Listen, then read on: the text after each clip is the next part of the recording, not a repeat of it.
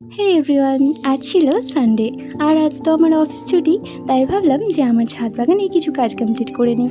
তো একদম দুপুরবেলা যখন ঠিক 1টা বাজে তখন আমি ছাদে এসেছি কাজ করতে। সেই প্রচণ্ড গরমে আমি ভাবলাম যে আমার গাছের গোড়ায় মাটিগুলো একটু কমে গেছে। তো আমি সেই মতো আমার ছাদে কিছু শুকনো মাটি ছিল সেগুলোকে দেখো আলগা করে নিচ্ছিলাম। আর সত্যি এত বেশি গরম পড়েছে এই কয়েকদিনে, আমি তো অসহ্য গরমে থাকতেই পারছিলাম না। কিন্তু আমি নিরুপায় ছিলাম, কারণ আমায় কাজটা করতেই হবে। এই দেখো, একদম দুপুরবেলা আমার ছাদের গাছগুলোও একদম নেতিয়ে পড়েছিল। তো কিছু করার নেই, সেই গরমে কাজ করছিলাম। দেখো, তারপর আমি মাটিগুলো গুঁড়ো করে নিই, কিন্তু আমার প্রতিটা গাছের গোড়ায় গোড়ায় দিয়ে দিয়েছি।